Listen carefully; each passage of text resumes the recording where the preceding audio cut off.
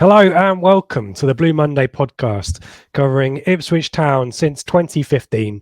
I'm Richard Woodward and you've joined us for the Prematch show in association with our friends from the Greyhound pub in Ipswich. This is the Milton Keynes Dons away edition, and joining me, the away day adventurer. He's here, he's there, he's every effing where. Craig Fimbo or Roy Kent. Craig, how you doing? You've been up to Doncaster this week. Yes, yeah. Been here, there, and everywhere, as you say. Yeah, I am the Marco Polo, the Sir rather was it Dora Sir the Explorer. rather a Wally Raleigh? Yes, Dora the Explorer. One. I've got a backpack. I'm willing to use it. Yeah, all right. Actually, yeah, it was good. I'm getting used to, as is everyone else that does it, getting used to the A1, A14, A1. It's up and down in the last few weeks. And honest to God, I know we spoke about it, myself and Dave were speaking about it previously.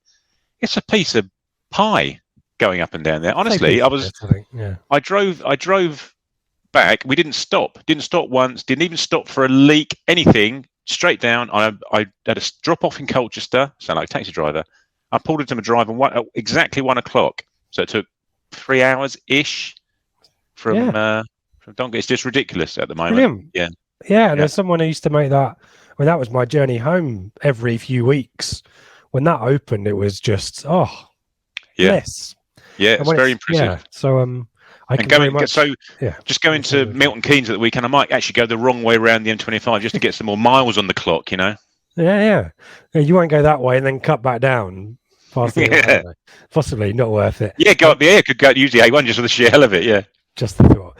We've got plenty to talk about on this week's show. Obviously, we've mentioned MK. We'll get some thoughts from Craig on Doncaster from the horse's mouth, as it were, from someone in the ground rather than on the iFollow. We've got an update from Kieren Standley, as always, from on ITFC Women, who played Crawley Wasps this weekend. And we've got Sliding Doors. And Craig is no doubt ready to take his points per game tally from Football Room 101 and parlay it into dominance under Sliding Doors. Are we allowed to add it in like the old Scottish Premier League? If you stop it halfway through, you can use your points from the previous campaign to add them to your subsequent campaign. Or something. There's an exchange rate between points and percentage points, so we'll figure it out. We'll figure it out to ensure you stay top. Points. Yeah, exactly right. Hey man, I got the spreadsheet. My power's gone to my head. Let's do some bits and pieces of news. And welcome back to the pod once again. Kieren Standley from ITFC Women. We will skip through MK Dons as quickly as we can, Kieren. Obviously, another frustrating afternoon for the Tractor Girls. But unfortunately, the level you are at, the standard that you've set so far this season, teams are going to be finding a way to stop us, aren't they? And unfortunately, that was the case. Yeah. I think Joe has referenced it. We've had a bit of a target on our back for a few months now. I haven't started the season going off like the clappers. So yeah, it's only natural. Frustrating afternoon for us yesterday on a pitch which Joe's had his words to say about it. I'm not going to add too much to that. I mean, we have our opinions on that situation. But yeah, a frustrating afternoon, a frustrating result. Not really a lot to say about the game because nothing happened. And nothing was able to happen because of the conditions. But it is what it is. It's a goalless draw. We move on, and we're fully focused on Crawley this weekend. And there are still lots of positives. Still top of the league. Admittedly, there are teams around us who don't seem to play league matches at the moment. Just seem to be in the cups quite a lot. But long overdue recognition for Joe, manager of the month for January, at our level. And yeah, as I said, that seems to have been in the post for blooming ever, hadn't it? Yeah. Obviously, we're very pleased for him. It's been a long time coming. We were a little bit surprised that it did come in January. Obviously, we drew a couple of games, and we weren't obviously at 100% in the league. And there have been other months throughout the season, especially when we rattled off like 11, 12 wins in a row, where we thought it might have come then, but it came in January. So look, at the end of the day, it's fully deserved, even if it's based over a longer period than a month. Then Joe is fully deserving of winning that award and has been for some time. So it's nice to see that recognition for him for all the hard work and everything he does, because he's just such a football enthusiast, and he lives and breathes the game, and he's so invested in everything. So to see a little bit of recognition for him is much appreciated by all of us at the club. And yeah, I'm sure that the fans were delighted to see that too. Yeah, exactly right. Well deserved there. Focusing back on the league situation that we find ourselves in right now, potentially another tough fixture. Crawley Wasps at the weekend, similar level to, well, mid-table, aren't they? But defeated Oxford in the League Cup on the weekend, so they won't be easy opponents either, will they? No, probably another Jekyll and Hyde team, to be honest. You either get the very best of Crawley, or they'll be a shadow of themselves. Obviously, we played them second game of the season, our first home game of the year, and Blue, our captain, scored an absolute wonder goal before, unfortunately, suffering a season-ending knee injury later in the game, had to be stretchered off. So it was kind of a bittersweet game for us. But then we met them in the FA Cup just before Christmas and beat them 4-0. So we were expecting it to be a lot like the first game, which was very cagey, and it took a wonder goal to win it. And then, we went and completely bossed them in the second game. So look, I think if Crawley turn up and play like we know they can, because they're a good side at this level, then it will be tough. They're a good side. They've got some good players. So it will be a challenge. I think obviously recently we haven't been scoring as many goals as we perhaps hoped and liked to have done. So, hopefully we can rediscover that scoring touch this weekend, and we're going to need it because, like I said, they're a good side. They don't concede a lot of goals, and they'll be confident coming into the game off a big win against Oxford in the League Cup. And Oxford are flying in the league at the moment. They're hot on our heels, so we can't take that lightly, and I'm sure it'll be a good game. And I guess we need to take some comfort, because it's very easy for us to look at the results at the moment and the draws that we're getting and think, oh, well, it's Ipswich that have we're stalling a little bit. But Crawley have beaten Oxford, and there's still football to be played, I guess is the short version of what I'm babbling about. All of these teams have to play each other as well, and the idea that Crawley are not going to turn up for Southampton or for Oxford or for Ipswich or Gillingham or Portsmouth or MK, all these teams now, there's no guarantees that these games in hand for Pompey and for Southampton, blimey, that was nearly a faux pas there. Southampton and Oxford are going to go and be thumping victories, is there? So, no, it's not. That's not a foregone conclusion that they're going to win those games. Obviously, the more games they have will make it more difficult for them in terms of scheduling, because they might have to play Sunday, Wednesday quite consistently towards the end of the season. Obviously, that has its difficulties in terms of keeping players fresh and fit. So yeah, there's a lot of football to be played. We've got 9 league games left. Southampton, I believe, have got 14. So there's a lot of football still to be played. There's lots of twists and turns still to come. And look, it isn't over. It's far from over. We've got a long way to go yet, and there's so much that could still happen. So, we're still confident that we're going to be where we want to be at the end of the season. Yes, we may have made it a little bit more difficult for ourselves off the back of these draws that we've been having, but until that season closes and the door slams shut, then we'll keep fighting right to the very end. Good stuff. Then there's a bit of a break, if I'm right, and then the big one in 2 weeks' time, isn't there? Yeah. There's a week off in between. I think that's on Sunday the 20th. That's currently scheduled for no game, although there could be a game put in there. The league like to change fixtures about quite consistently. So, so I think that there could be a game, but as it stands, there isn't one in there. And then obviously, on to Southampton for a big cup clash. We'll try and reach the quarterfinals of the Women's FA Cup for the first time. And then once that's done, it's full focus on, we've got some big games coming up in March and April. So it's we're getting towards the business end of the season now, and things are going to start to get interesting. Exciting times. And we've got a as much as I love talking to you, Kieren, some stuff lined up for the week ahead of the Southampton game as well. Due to speak to Lucy O'Brien at some point, but some other stuff in the works as well, which we're really excited about. Kieren, as always, great to hear from you. Thank you for your input, and wish the girls all the best for Sunday for us. Cheers, Rich. Good to talk. Do you want to give us your brief take on Doncaster and any observations, obviously, from being there? Because I guess the feedback after the game was quite mixed. The Doncaster fans and Gary McSheffrey very complimentary about the way we went about things, but only a 1-goal win. Some chances missed, unlike Gillingham. Were you happy in the away end? Yeah, there was sort of, to be fair, that around near me, and we were pretty much in the midst of it all. And first and foremost, the crowd that went were very good. It was pretty constant numbers, backing, all the way through. And around me, it was sort of, there were spells of get the bloody thing forward, Evans, and by the same token, there were, oh my good God, Bond's missed another header sort of thing. But I think on the whole, we're just pretty content, pretty confident that we were going to see it out. I did watch on the way home, we sort of used BBC Sounds and re-listened to the post-match bits and pieces through Suffolk and listened to Matthew talking about where we were at and stuff. And him and Brennan seemed a little bit down on it. Matthew was very down on it.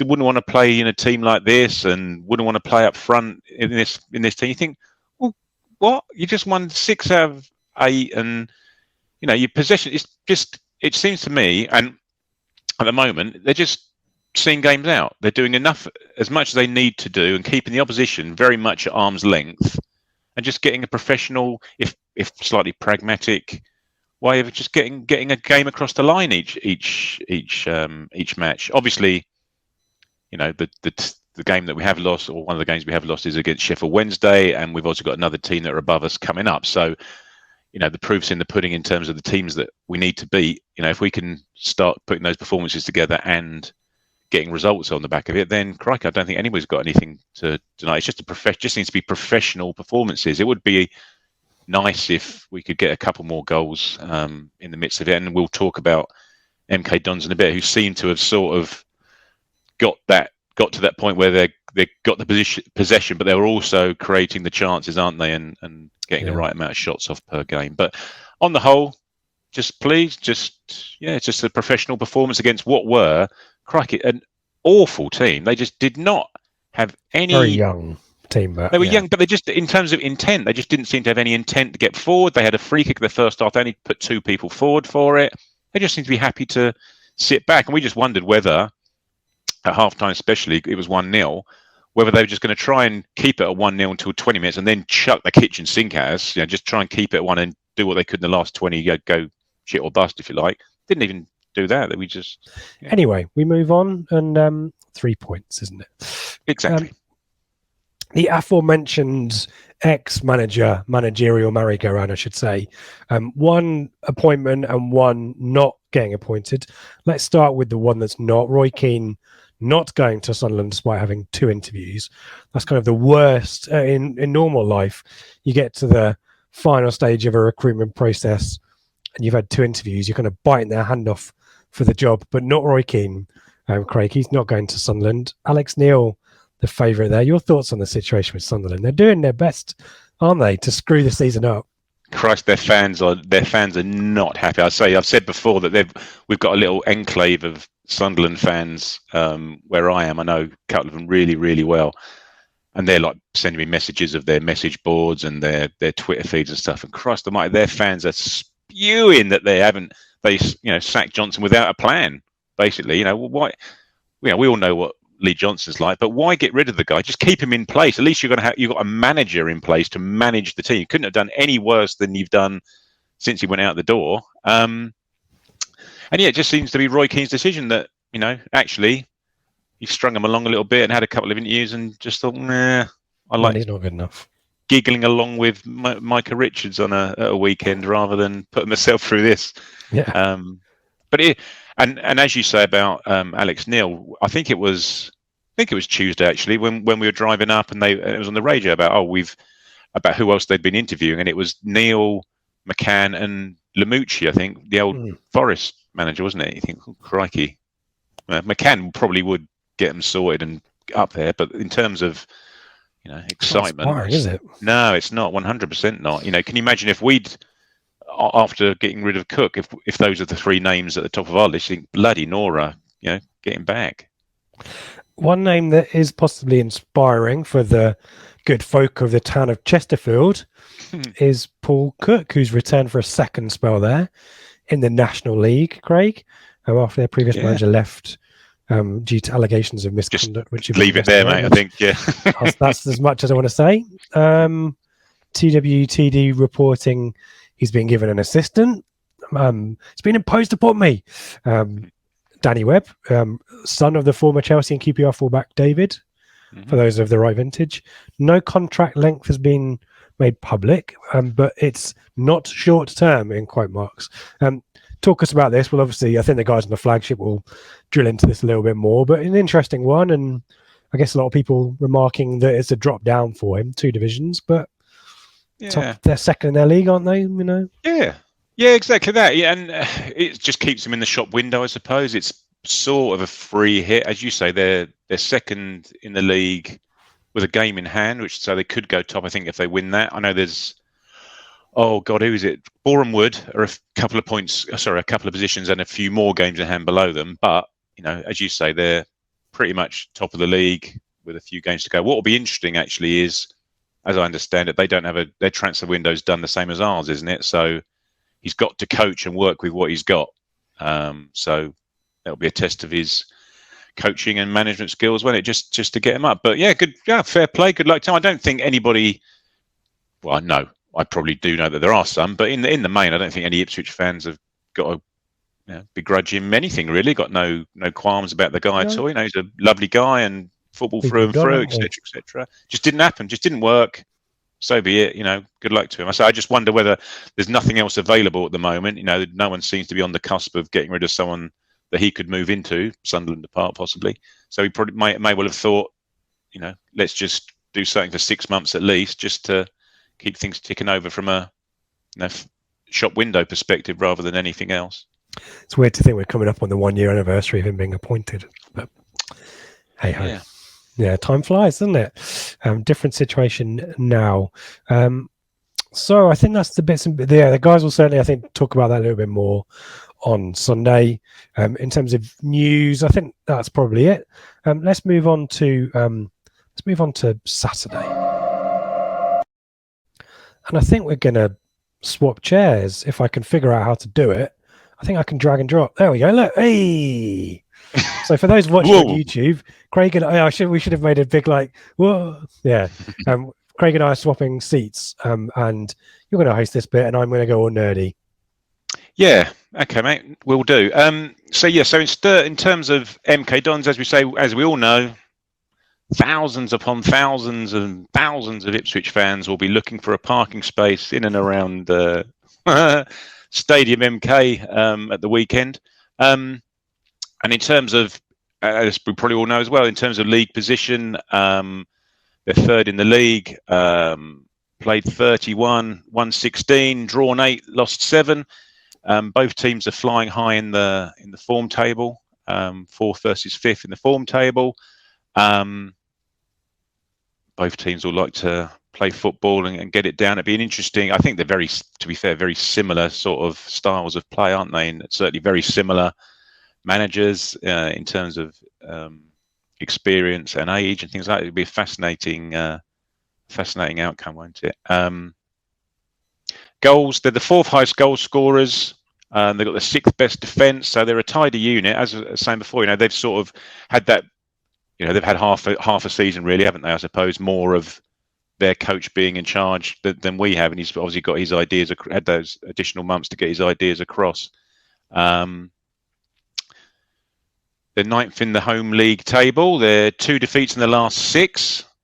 Doncaster, good team. Beat them 1-0. Yeah, absolutely. And their top scorer is a guy that we know, Scott Twine. Yeah, we'll talk about him again. Yeah, absolutely. Yes, I mean, as you say, it's nicely poised. Yeah, it should be good, shouldn't it? Yeah, the ninth in the home league table thing is an interesting. That gives us a little bit of a sense of that maybe it's not a fortress. I mean, it is, but not as much as maybe folk think. And I've got stats of their overall season and then the home version as well, so we can kind of talk about that. I mean, you mentioned. Let's talk about Liam Manning, shall we? Kind of, and their head coach situation. I mean, you talked about him getting his ideas across, but I don't know about you, but it feels like he's basically inherited a philosophy, isn't it? And he kind of subscribes to that same philosophy, and it's just about repeating it, isn't it? It's a evolution perhaps rather than a revolution, like most teams, particularly us under Marcus Evans, seem to do every time we appointed a manager.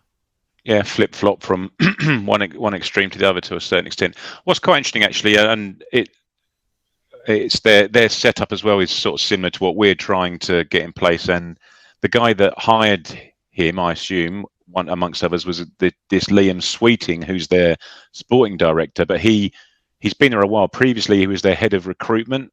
Yeah, and he'd been there for a couple of years, 2 or 3 years. And I think it was, and basically when he moved into the sporting director role, it was literally, I don't know, a month later that Martin moved off, month or two later that Martin moved off to Swansea, and he had to come and sort of recruit the new man. And I think it was either him or it was Winkleman came out and said basically they used a recruitment, similar sort of recruitment method to what you'd get a player in. They went through the same sort of recruitment method to get their manager in. They went through the analysis. Yeah, I think he was also involved in analytics as well. Yes, Liam Sweeting guys. There's a lot of senior people now in their football administration department, as I guess I would call it, that have been recruited from within, because their performance director, I wouldn't know what a performance director kind of does. I think it's pathways, isn't it, between players from the academy into the first team. Perhaps he was once the head of academy physio, so I mean, it's good that they are recruiting from within there, and giving these opportunities to people who haven't got maybe the big name who are ex-players, that kind of the old boys network kind of thing. Yeah, and from what I can tell, I don't know for sure, but from what I've seen of the guys and the interviews they've done, they're all pretty young as well. They're similar sort of ages, but similar to what McKenna's sort of doing. Is it? They're the coaches that he's bringing in are relatively recent ex-graduates who've made their own progression through the coaching structures, aren't they? But there's a few names that will be on the bench that are familiar to us. So, Rich, I mean, yeah, it's like mini Ipswich, isn't it? So yeah, Chris Hogg is assistant head coach alongside Liam Manning, whose name came up in the excellent second part of the George Burley interview. Assistant first team coach David Wright, right back David Wright, and first team goalkeeper coach Lewis Price. So yeah, it's little Ipswich out in Milton Keynes. So good for them. Interestingly enough, I'm talking about Chris Hogg. If people don't know, he's George Burley's son-in-law. He's married to George Burley's daughter, and they were when I spoke to George Burley. They're actually living with George Burley, both of them, because Chris Hogg was at Newcastle, wasn't he? Was he actually their under-23 manager? I think so. I think it was a pretty decent job for him. Yeah, and he's obviously they've moved up there, and when they moved down here to become involved with Milton Keynes, he hasn't yet got around to getting his own place. So they're currently living with the Burleys, and this feels like a sitcom. George is having to take his daughter to Milton Keynes for their home matches. Drive her there. Lucky him. By all accounts. At least he can make the He'll journey. Be there. Exactly. He'll be there the weekend. I think it's fair to say. Yeah, he'll be there the weekend. One thing I did note is that Liam Manning is up for Manager of the Month, which will have been announced by the time that this show goes out. So those of you who like a superstition, hopefully he will be successful in that. And I suspect he might be, to be honest, because they've had a very good month, haven't they? How did they do last time out? Last time out, a bit of a blip, relatively speaking. They took the lead, but were pegged back at Fleetwood. Though I don't know if you saw the highlights or the EFL Quest show. The Bit wet, pitch wasn't it? looked appalling. The quagmire of a pitch, rain lashing down. But they took the lead. Harry Darling, who's now got 6 goals from centre back and assist by you know who, and then Paddy Lane is in my ears and in my eyes. Equalised, and it looked like both teams were trying to play the game the right way. MK probably had the most of it, but ended up with a draw, and that would, I guess, be quite frustrating for them because Wigan obviously dropped points. That might have a win there would have taken them second. But an away point, you can't sniff at that, particularly long old trip, crappy conditions. And just a bit of revision on the last time that we faced them, obviously, under the Paul Cook era, that 2-2 draw, that excellent Bon. Did you hear the PA at Donny? We heard him on the I finally call him Bonnie when he was subbed off. That was... Oh, right. No, it's drowned out a bit, I think. That KVY long diagonal that Bond brings down and lashes into the roof of the net. That was... I remember that, Macaulay Bon. That was, yeah, let's have him Saturday. But goals from Scott Twine and Matt O'Reilly. We'll talk about him in a second as well. No longer of that parish. And then the Lee Evans brain fight midfield that conceded possession for O'Reilly to dash through.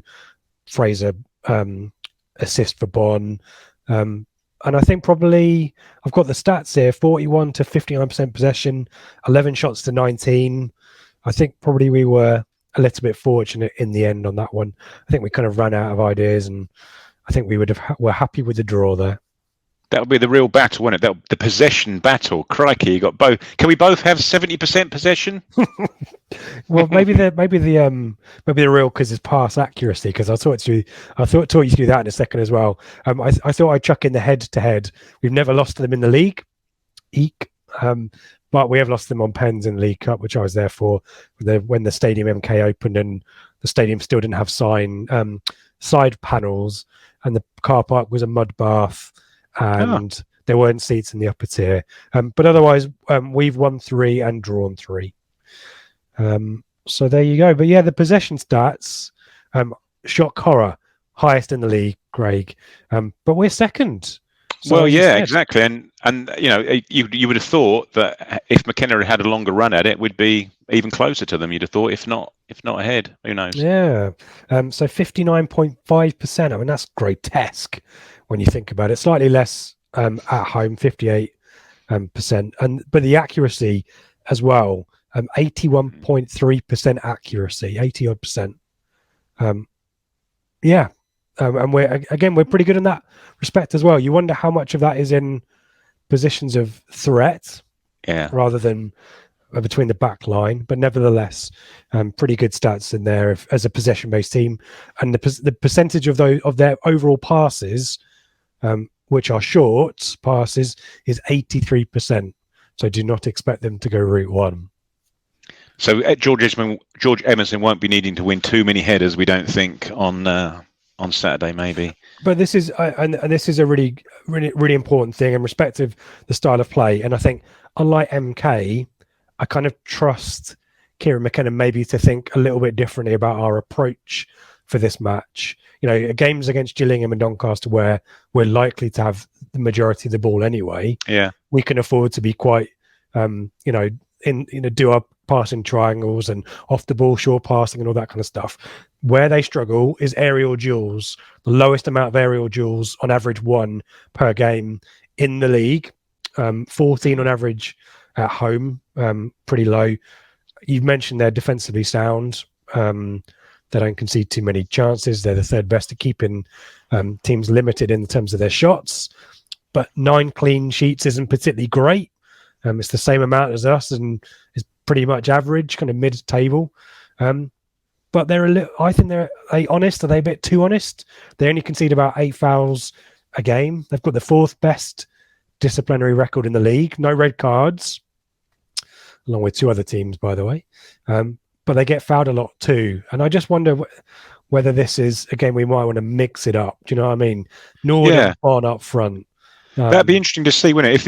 If we can spot a tangible difference to the style of play from what we've been seeing for the previous 8 games, wouldn't it? If there is actually some thought, we don't actually, as you say, pass a pass's sake, where we have been able just to take our time and bide our time and know that the opposition probably aren't as effective as us at doing it.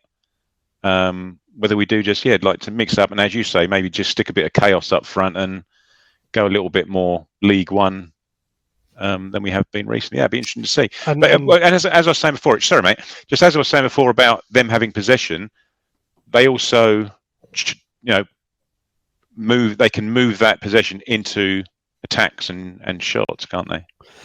Yeah, I was just going to mention, I'll mention two words now, because we'll talk about it in a bit. Sammy Morsey. I'll leave it at that.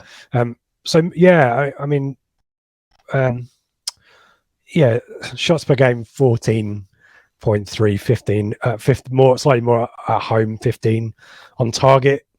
Shots on target highest in the league. Yeah. We're not so good at this. No.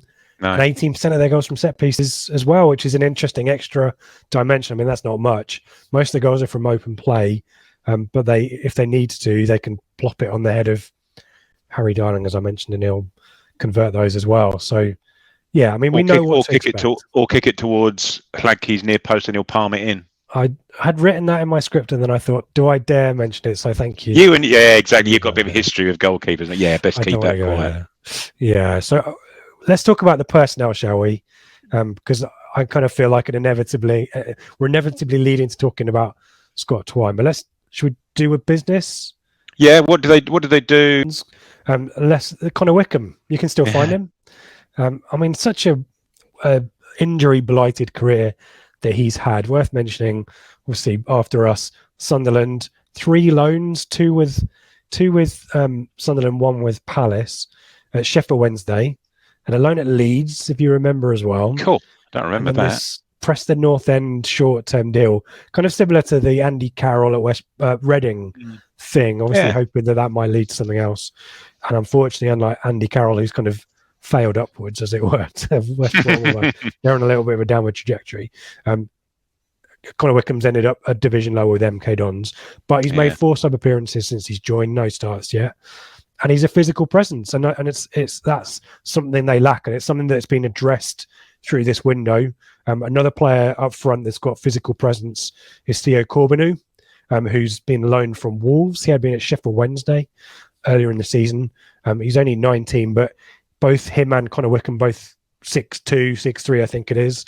So there's some physical presence which they lack at the moment. Other bits of business which I think are really, I mean, a lot of loans.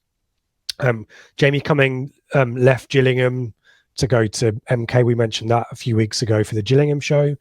But Connor Coventry, really great acquisition on loan from West Ham. Irish midfielder, kind of a defensive midfielder. Again, is there to, I think, provide a little bit more potency in midfield, a bit more, what's the word I'm looking for? Doggedness and determination, because they're very creative and... Sammy Morsey. I don't think he's of similar. I think he's possibly was perceived by West Ham to be kind of the next Mark Noble, kind of similar to kind of Declan Rice. And Liam Manning is, according to Wikipedia, is credited with a lot of Declan Rice's development. Yeah. So there's obviously a good vibe about Liam Manning with West Ham, and obviously a coach there, and so Connor Coventry has joined them. The other is Kane Kessler, was left Swindon on loan on deadline day to join MK. I can imagine Swindon a bit pissed off with teams and loans, and maybe learn their lesson for next season. Well, he stuck out, didn't he, in that Man City FA Cup game? He was the one player that looked very, very decent, didn't he, for Swindon that day? And obviously, I think that may well have hastened his departure to a league above. They haven't. Poor old Swindon haven't won a game, have they, since him and Simpson left? Barry's not doing the business, but all of a young age as well. I mean, this is the team on Dean Lewington. We'll talk about him. Drastically skews the average age of this team massively. This is a young team. I think it was 23.8 years old on average, the starting line at Fleetwood. If you take Dean Lewington out, it's probably 21, something like that. Yeah. So let's say you look at the ages of the guys they brought in, Connor Wickham apart. It's a very similar sort of recruitment style to what we've been aiming at in terms of those 20-year-olds, 21, 22-year-olds that you've got an eye on maybe developing if you can keep them full time and selling them on for a tidy profit coming in the coming years, sort of thing, which may well take us on to the who left. Yeah, well, big news there. Do you want to talk about your? I mean, we picked him out, didn't we, during the flagship, and he scored that really good goal. But yeah, Matt O'Reilly. Yeah. Well, he I can't think which podcast it was I was listening to. It was Totally Football, probably, and they were just saying that they couldn't believe that it was only Celtic really that came in for him, because according to them and like the analysis that they do, whether it be winning ball, I don't know what the technical term of it is, but winning the ball back and then progressive passes following winning the ball back, sort of thing. He was by far and away top of all the charts, apparently, and from the analysis point of view, in terms of central midfielders and breaking from midfield and things like that. They say they couldn't believe that only Celtic went for him, and he's only been at Celtic a matter of a month or so, but he's already getting rave reviews, isn't he? Up there, scored yesterday, I believe. He did, yeah. Yep. Do you want to deal with the other departures? Because there's obviously an Ipswich link there, and also an explanation as to why Jamie Cumming joined from Chelsea as a goalkeeper as well. Yeah. So Charlie Brown. If everyone remembers him, we're going to insert your own peanuts joke here. Went to Cheltenham, didn't he? So permanent look at that. As well. Tyrese Simpson. You want to learn a lesson, Tyrese? Don't go to Chelsea. Look where Charlie Brown. Yeah, that's it. Yeah, don't go Chelsea. He was out of contract in the summer, I think, and I was surprised that was permanent, because I think he hasn't been there too long, has he? But no. And you'd have thought, with all the ex-Ipswich and the setup behind the scenes and the sort of way that they seem to be structuring themselves, if you're going to succeed anywhere as a 22-year-old centre forward, you'd probably fancy your chances of succeeding. You can't make it there. You won't make it anywhere. Andy Fisher, the other departure, undisclosed to Swansea. No surprises that a few players have ended up there, and then a load of loans out. Let's talk about this team then, and because I think they are quite fortunate. I've mentioned no red cards, so I'm not aware of any yellow suspensions. No significant injuries either. So this team is pretty consistent. It's a 3-4-3 typically, though the wide midfielders can drop to be wing backs if they want to be more defensive minded, and that's probably why they've gone for Kessler at right, kind of right mid, right wing back, because I think he's more of a wing back rather than a midfielder. But we'll talk through the personnel, and so Cummings likes to be in goal there. Debuts were made by Matt Smith, who, did we mention him? He signed from Man City for an undisclosed. He's like a Man City youth player. He signed in the window as well, 22, another kind of holding central midfield player. Both he and Kessler made their debuts on Tuesday against Fleetwood. I'd be surprised if Smith continues. Okay. Because I think there was some rotation, and why will become clear in a second. I'm just trying to do things in order. Let's go through the team in order, shall we? The back three picks itself unless there's injuries that we don't know about. Warren O'Hora, Dean Lewington, 37 years old, and has just surpassed in the last few days 750 career appearances for MK Dons, and that's 29 for Wimbledon, and then 723 for MK Dons, which is bloody impressive and giving us all false hope. I don't know. And then I mentioned him before. Harry Darling is the other of the three centre backs. Scored midweek. He's got 6 goals this season, so he's definitely a threat on those set pieces. Does Lewington normally play in the middle of the three?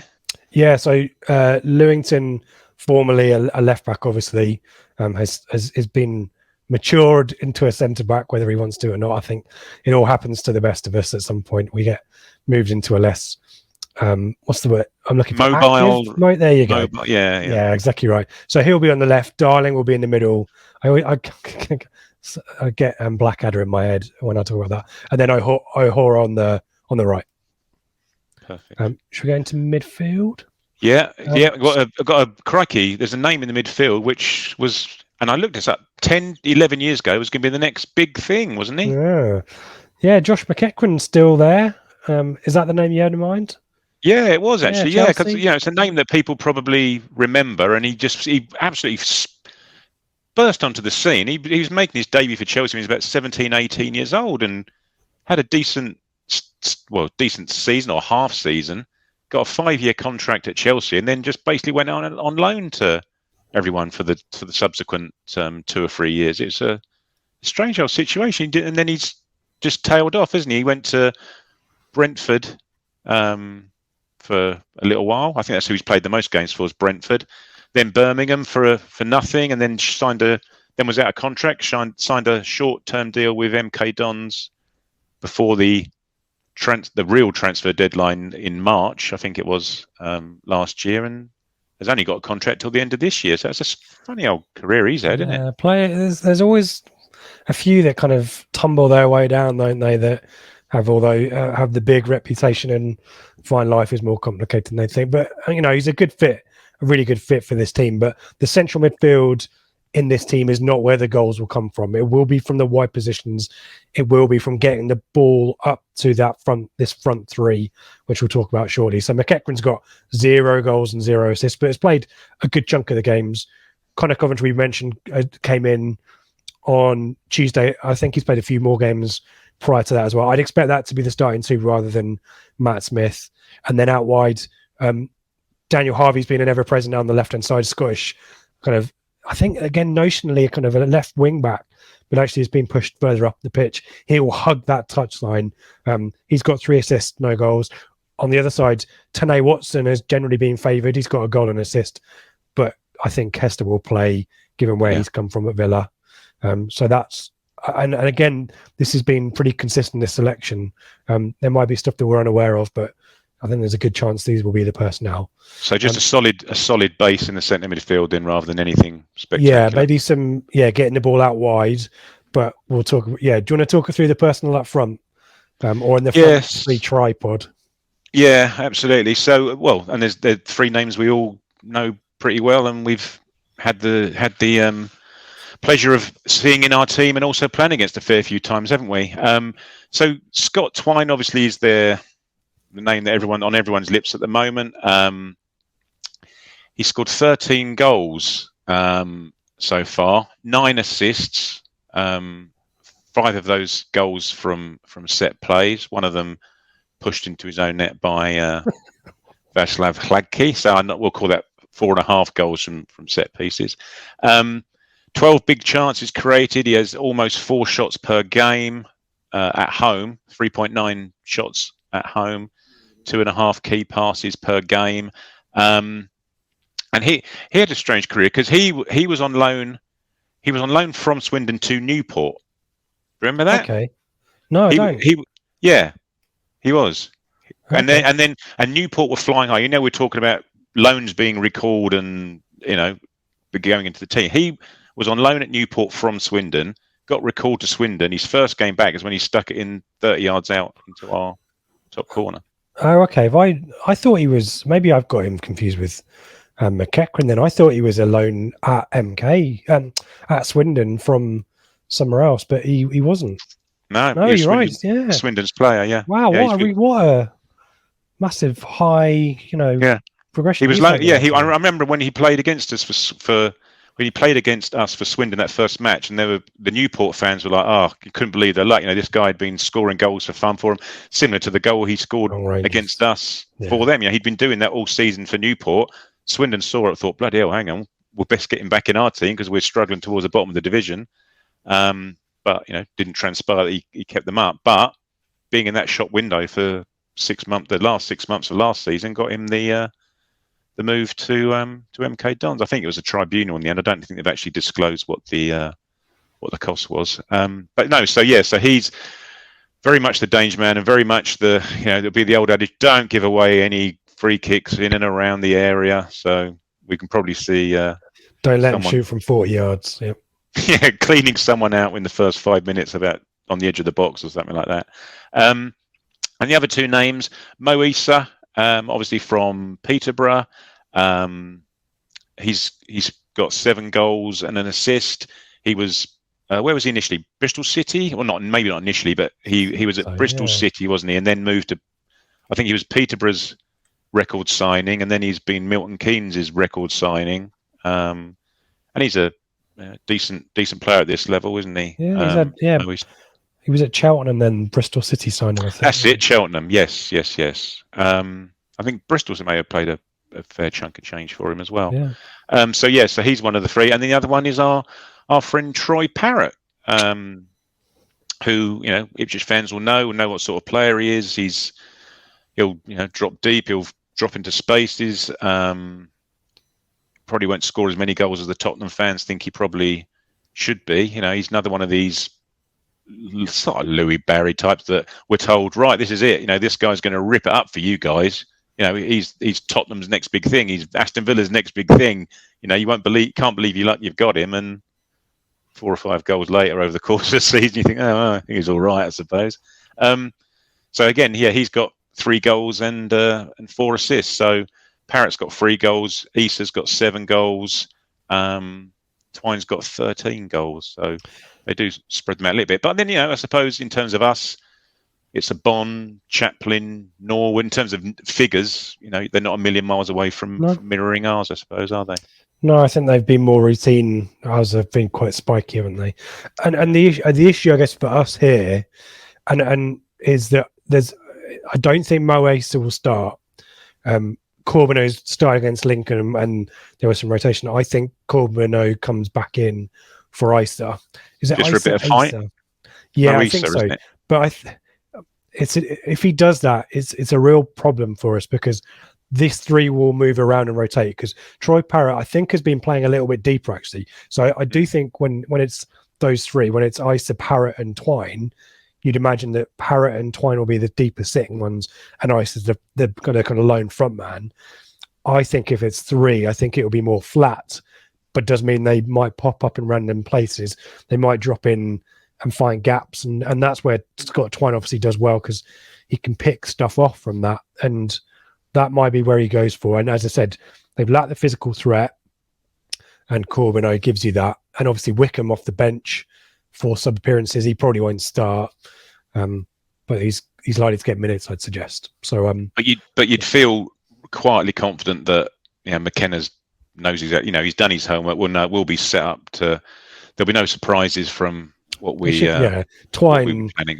Surely at this point is being double marked by most teams, but that's the issue, isn't it? If you double mark him, then you've got one man left over, haven't you? If it's the back 3 that's dealing with, well, I guess it won't be. It'll be on Moorsley, won't it? And then Evans, when Evans will be dragging your midfield out of the way, and then so it is going to be a problem. But that's why they're where they are in the league, aren't they?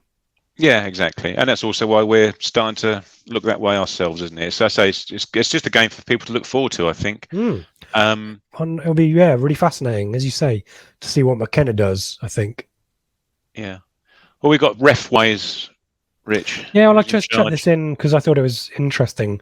Oliver Langford, who's issued no red cards so far this season, and mainly has refed championship games as well.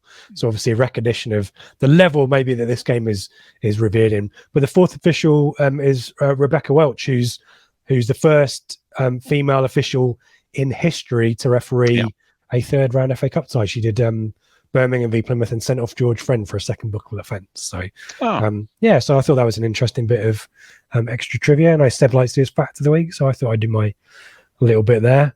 Another bits to point out before we talk about us very briefly is their pitch is crap, really cutting up at the moment, and there was a lot of complaints, and Kieren was telling us about the pitch from when we played MK Dons Women on last weekend.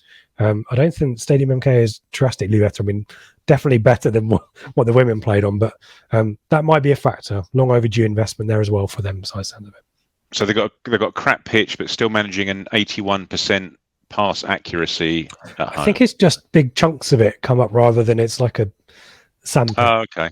I think I saw a picture of near the corner flag and just a huge divot, like our pitch in 95-96, maybe. Not as quite bad, but...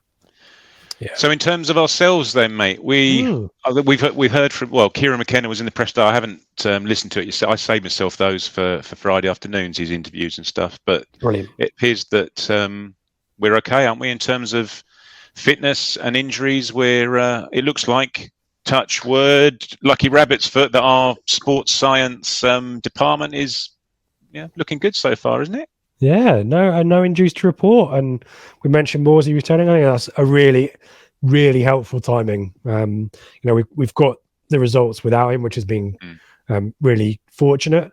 But this is the perfect game for someone like him to impose himself. Stick him on Scott Twine. Do you know what I mean? You might sacrifice some of his attacking intent that has actually been really helpful of late. But if you play, who is it for you, Backinson? This is only the selections for me that I think the same back defensive line, and that includes the the wing backs. Yeah. So who do you play alongside Morsey, and who is your front three, Craig? Yeah, it's interesting actually, because I don't know if it was perceptible. I'm going to make up a word. I don't know if you could see it on iFollow, but Lee Evans was blowing out his backside for the last half an hour of that match. Went down with an injury as well, didn't he? Was that? He did. But even before then, he barely got out of a walk, let alone a trot. He was in the right place at the right time. But didn't need to do too much because it was Doncaster who weren't really throwing caution to the wind. But he was really, really puffing and blowing. He looked like he was injured. He looked like he was carrying an injury for the last half an hour of that match. So I think in an ideal world, it would be him and Morsey. And I imagine they'll do everything they can to make sure it is, just for the experience perspective and being able to cover those, as you're saying about the little pockets that Parrott and Twine will look to drop into. You're going to want Morsey and Evans in there to read it. You may not have to worry about man-to-man marking if they've got the experience and know where to be at the right sort of times, if you see what I mean. And I think that I'm not Lee Evans's biggest fan at the moment, but I think I'd trust him more to do that role than Backinson. Came from Backinson yes, I would as well, actually. Yeah, although it might be. You said earlier, didn't you, about Norwood and Bon up front? Do you go for both Norwood and Bon and Aluko behind, or Chaplin played well? I like the idea of that. Although Chaplin is probably the form player, isn't he? Yeah, and he will also get you a goal out of next to nothing, won't he? And he's also always game to have a shot, whereas Aluko hasn't scored for us. But I think if you're going to lose a little bit of Morsey's intent because he's dealing with Twine, I like how Aluko is probably a better conduit between the central midfield and the front two. Yeah, he'll keep the ball. He won't lose the ball. He'll, in theory, but McKenna might have something else in mind, mightn't he? So yeah, 7,000 Ipswich fans there likely to outnumber the home support. Is it going to feel like a home game? And therefore, what's your confidence level in terms of prediction, Craig? Well, it's funny enough. Me and the mate were chatting about it on the way back from Doncaster. Actually, what would you take? Would you take a draw? Would you take a win? Do you need a win to sort of prove to yourself that A, you can win 3 in a row, and B, you can beat the teams that you need to beat above you to start making some real progress towards that top 6? And I personally would really, I just love a win. I don't know if imagine in front of that number of exactly. Fans. But as you rightly say, it's a really good point. Does that sheer fact that there's so many away fans there who are, by virtue of being away fans, you would hope are going to be noisy in any case, and therefore noisier than the home fans who are more spread out around 3/4 of a stadium. 7,000 of them spread out and 7,000 Ipswich fans condensed into behind the goal. It negates any. I don't know if do they have a home advantage, Milton Keynes, as you say. 7,000 on a good day. It's not exactly the Roker roar, is it? Sucking the ball into the cop. I don't know. I think we're going to win. There you go. I won't say any more because I'm only going to ruin it. A few things we do need to mention is go to the Greyhound, the best pub in Ipswich. Great pre-match. Go and join us for Burton next week, is it? I want to say Burton. Is it Cheltenham? No, Cheltenham on Tuesday. Whatever. Next home game. go to the Greyhound, have some Burton. Adnams ale, have a Danassian dog, and have a real good time, and maybe get papped by Turbo the Bits. Sailor at Turbo the Sailor Bits. Yeah. Flagship is back on Monday morning, 7 a.m. Ben, Dave, and Joe talking about the MK Dons game. And midweek next week, we've talked about it a few times, but do get involved.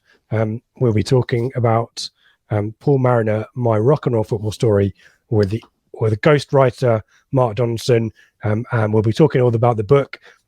So we hope you've read it and are ready to get involved in what should be a really interesting conversation. So all the details that you need for all of our shows, all of our pod feed, all of our video stuff, YouTube, socials, Blue Monday, ITFC.co.uk. Craig, are you ready for some sliding doors?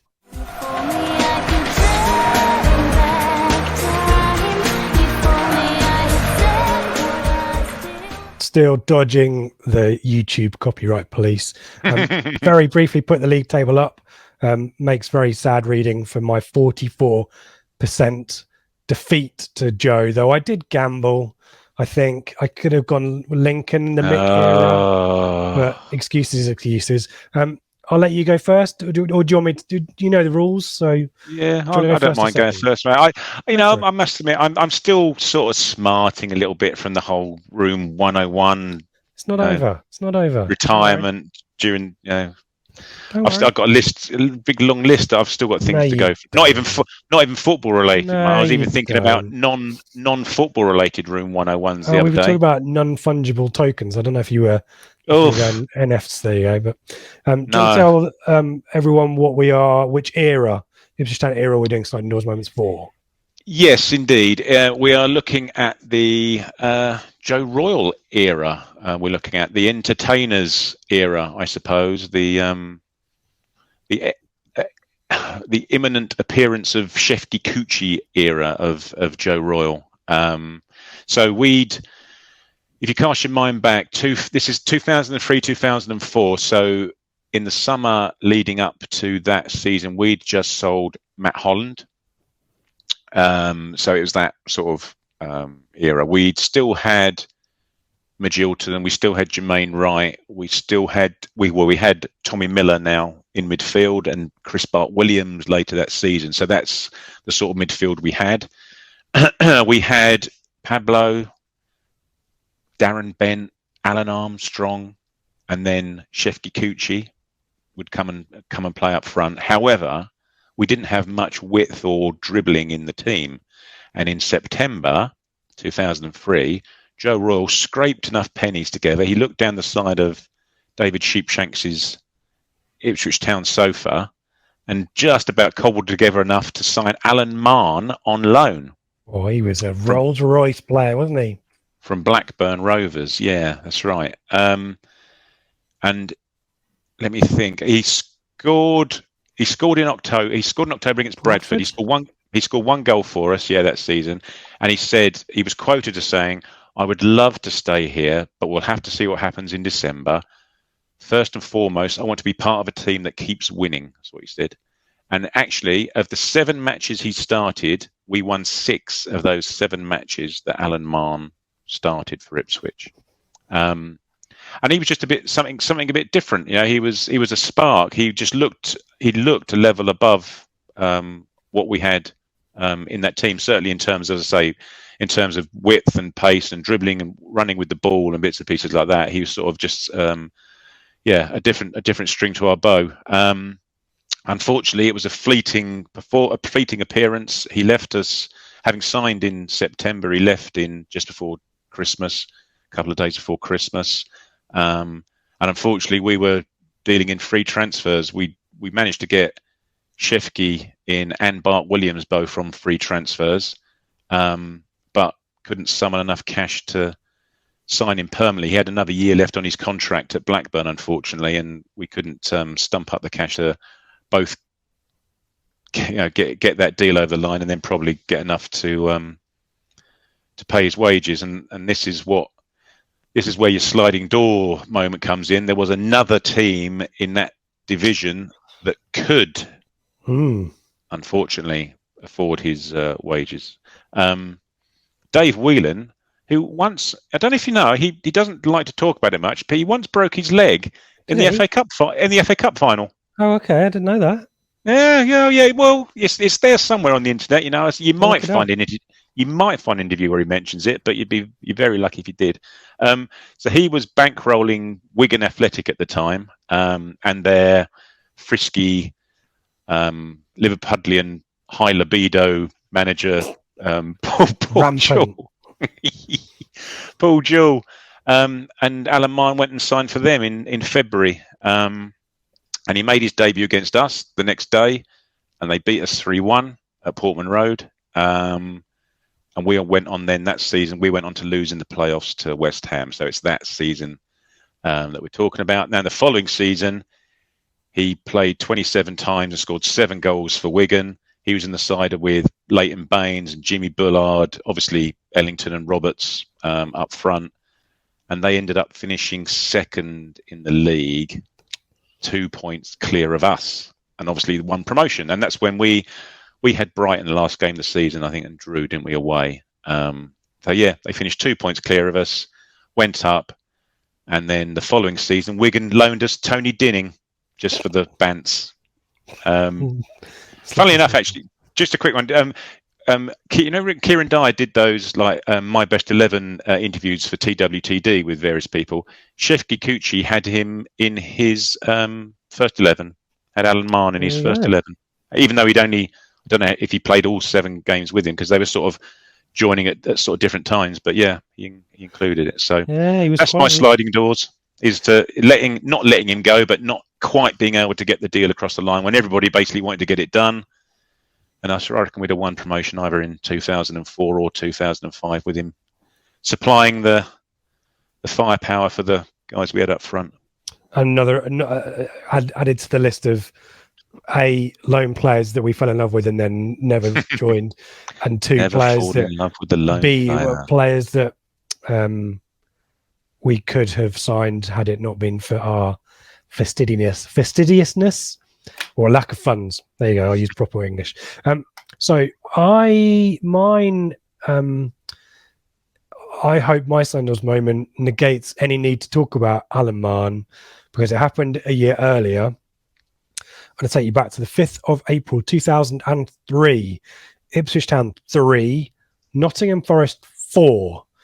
Ipswich went into the game 7th, 2 points off the playoffs. Admittedly, the team in 6th had a game in hand, and this game for me was kind of a watershed moment for that season, because we'd actually gone on a great run through the kind of second third of the season under Joe Royle, obviously, and this was a game against playoff pretenders versus the team up there in 5th, I think they were, and the defeat here mathematically is all kinds of problematic for me, but it was more the psychological damage. We did rally after losing to Forest.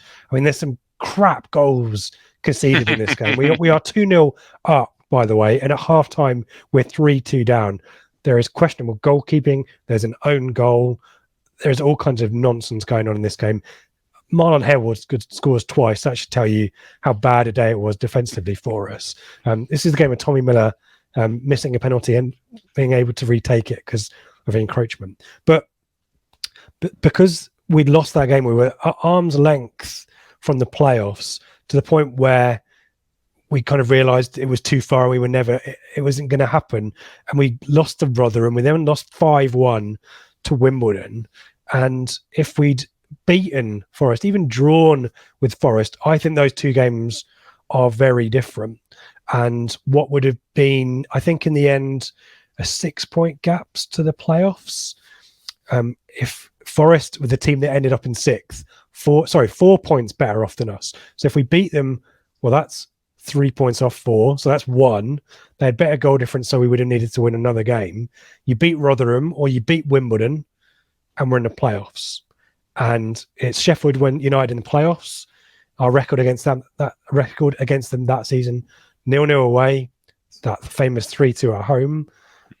The Wolves final might have been tricky, but we maybe go up that season, or we're in the playoffs and there's momentum there. and maybe Matt Holland stays, and maybe we don't need to sign Alan Mahon. Marcus Evans doesn't happen. Simon Clegg doesn't happen. Do you know what I mean? So I think that was probably our best opportunity there. But that defeat to Forest, big old crowd in the ground, as I said, 2-0 up, and we just threw it away. And after that, I think everyone kind of gave up on the idea of playoffs and what might have been there, I think. So there you go. And then that was a sort of era where we were getting nigh on 30,000 people at home. They're crazy numbers. Yeah, when you think about it now. And, that team, keep it together, get a better keeper. But the rebuild back in the Premier League would have been much easier. Joe Royle as manager, what might have been there. And in the end, as you say, there was a slow build with the budgetary constraints we had, and eventually we got close, but no cigar. So no guarantees in the playoffs, obviously, but there you go. That Nottingham Forest defeat. I might put the goals up because they are pretty embarrassing. But as always, you will decide. So we will put the poll out on our Twitter. We'll make sure it's for the right duration of days. And you can tell us whether Alan Mahon, what might have been, or playoffs 02-03 might have been, and make a decision based on the facts, based on your heart. What do you feel about it? But when you say based on the facts, you were there was a lot of supposition that we may have actually won the Premier League 2 years after had we beaten Notts Forest. But if you're saying that's facts, that's facts. I mean, would Alan Mahon have got us promoted single-handedly? All I'm saying is that Alan Mahon got promoted with Wigan the following season. Well, did he? Or anyway, enough persuasion. You can all decide for yourselves. Thank you, Craig. Let's listen to Aqua once more.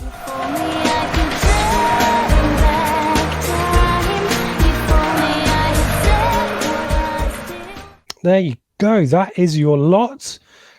Craig, thank you. Thank you. We've covered so many bases. So we're back in time. We've looked into the future. We've done managerial merry-go-rounds. It's been a good show today, if we do say so ourselves. So thank you for that. As we mentioned, head to the Greyhound, our partners for these shows. Really great pre-match menu, good buzz, good crowd. So head down there. And then everything else, bluemonday.itfc.co.uk, all the details for our shows. But do join us for the flagship show on Monday. Craig, do you want to say anything before we go? No, just that for those no, and I start talking. Yes. No. For those of you that go into Milton Keynes, then have a good day. Bring your inflatable bananas, and let's hope it's a nice journey back home for everyone as well.